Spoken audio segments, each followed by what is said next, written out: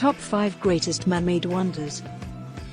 Hi guys, welcome back to my channel where we talk about the most fun and interesting locations on the planet. In today's video we'll be talking about 5 greatest man-made wonders.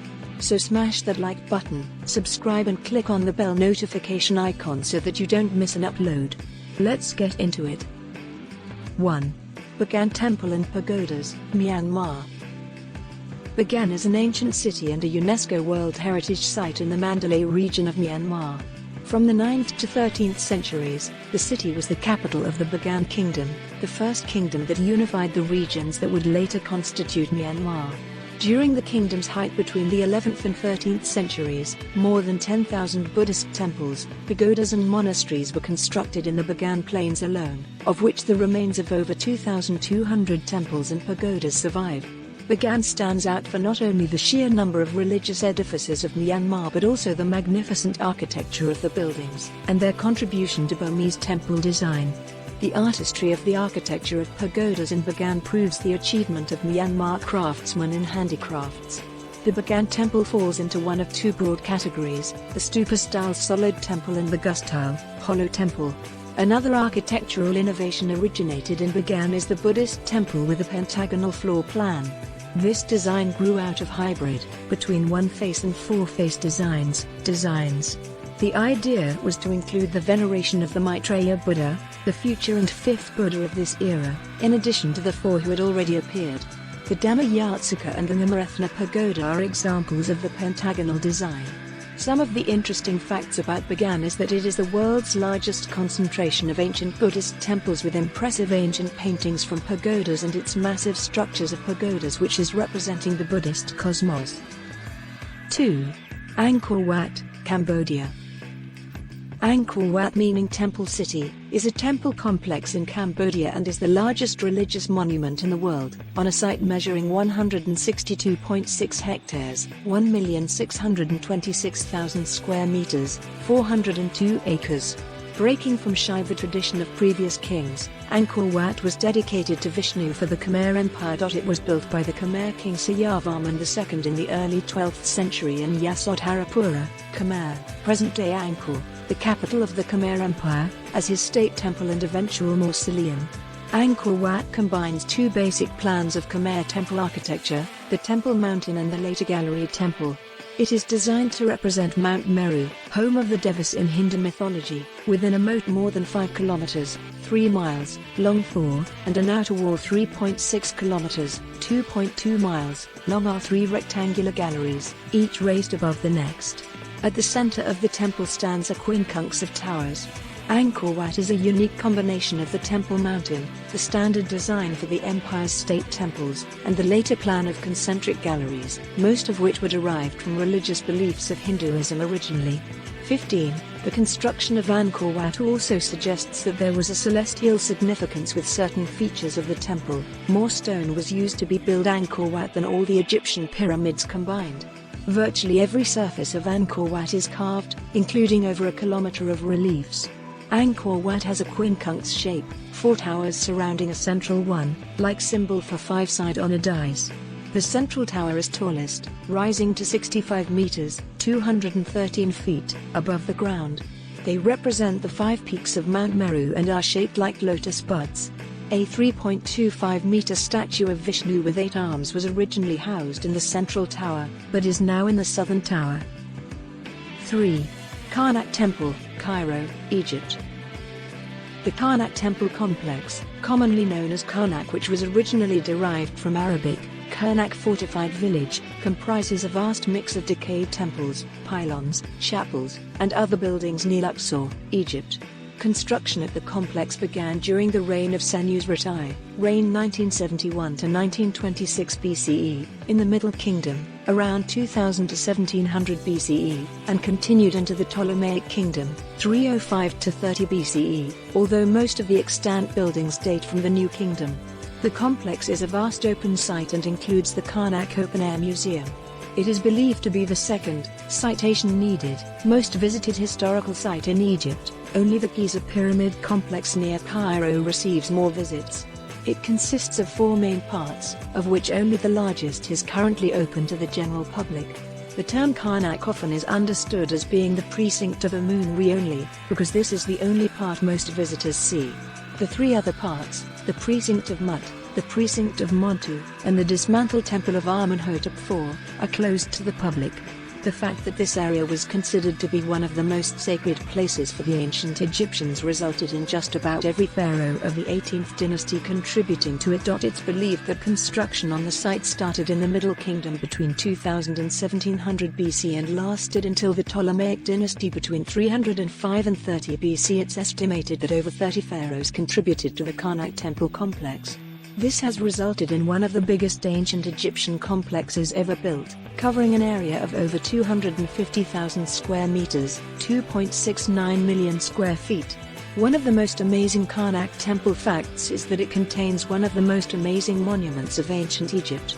This feature is called the Great Hypostyle Hall and is located inside the precinct of Amun-Re. This hall consists of 16 rows of a total of 134 massive columns and covers an area of about 5,000 square meters, 50,000 square feet. Most of these columns stand about 10 meters, 32 feet, tall, while 12 of these stand 21 meters, 68 feet, tall and have a diameter of 3 meters, 9.84 feet, each. 4. Great Wall of China. The Great Wall of China is a series of fortifications that were built across the historical northern borders of ancient Chinese states and Imperial China as protection against various nomadic groups from the Eurasian steppe. Several walls were built from as early as the 7th century BC, 4, with selective stretches later joined together by Qin Shi Huang, 220–206 BC, the first emperor of China. Little of the Qin Wall remains. 5. Later on, many successive dynasties built and maintained multiple stretches of border walls. The best-known sections of the wall were built by the Ming dynasty, 1368–1644. Apart from defense, other purposes of the Great Wall have included border controls, allowing the imposition of duties on goods transported along the Silk Road, regulation or encouragement of trade and the control of immigration and emigration.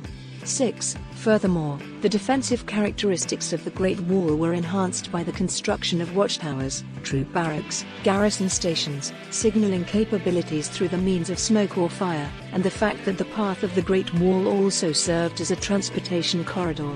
During the 2,500 years from 7th century BC to 19th century AD, more than 20 dynasties and states had undertaken the construction of the walls, section by section, bit by bit. Today's best-known and best-preserved walls were results from the Ming dynasty's massive construction begun around 1381. The Ming Great Wall wound its 5,500 miles, 8,851.8 kilometers, course from Hushan in the east to Jiaoguan in the west. Many of its sections have been renovated and developed into tourist resorts, such as Badling and Mushanyu in Beijing, Shanhaiguan in Hebei, and Jiaoguan in Gansu. These sections that are popular with tourists are generally 400 to 600 years old.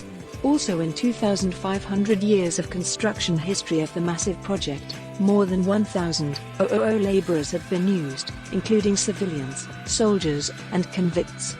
It was a special punishment for convicted criminals during the Qin, 221–207 BC, and Han, 202 BC to 220 AD, dynasties.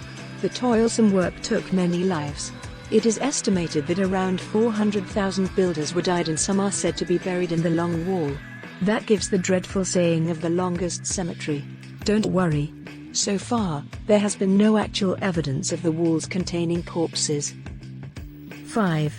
Forbidden City. The Forbidden City is a palace complex in Dongcheng District, Beijing, China, at the center of the imperial city of Beijing. It is surrounded by numerous opulent imperial gardens and temples including the 22-hectare, 54-acre, Zhongshan Park, the sacrificial imperial ancestral temple, the 69-hectare, 171-acre, Beihai Park, and the 23-hectare, 57-acre, Jingshan Park. The Forbidden City was constructed from 1406 to 1420, and was the former Chinese imperial palace and winter residence of the Emperor of China from the Ming dynasty, since the Yongle Emperor, to the end of the Qing dynasty, between 1420 and 1924. The complex consists of 980 buildings, encompassing 8,886 rooms and covering 720,000 square meters, 72 hectares/178 acres. The palace exemplifies the opulence of the residences of the Chinese emperor and the traditional Chinese palatial architecture, and has influenced cultural and architectural developments in East Asia and elsewhere. The design of the Forbidden City, from its overall layout to the smallest detail, was meticulously planned to reflect philosophical and religious principles, and above all to symbolize the majesty of imperial power. Some noted examples of symbolic designs include yellow as the color of the emperor. Thus almost all roofs in the Forbidden City bear yellow glazed tiles. There are only two exceptions. The library at the Pavilion of Literary Profundity had black tiles because black was associated with water, and thus fire prevention. Similarly, the Crown Prince's residences have green tiles because green was associated with wood, and thus growth. The main halls of the outer and inner courts are all arranged in groups of 3, the shape of the Chen trigram, representing heaven.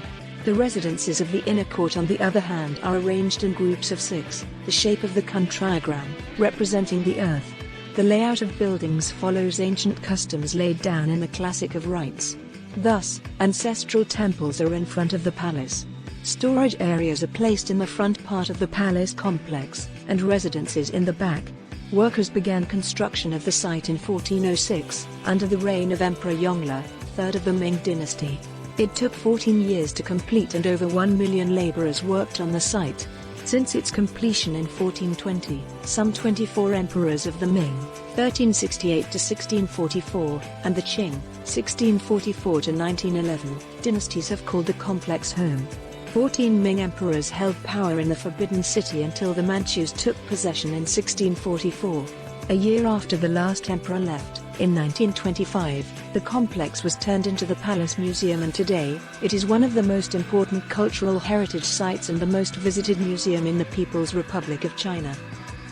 That will be it for today's video, and I'll see you guys in the next one. Don't forget to like, subscribe and leave a comment of what you would like us to talk about in future videos. Thanks.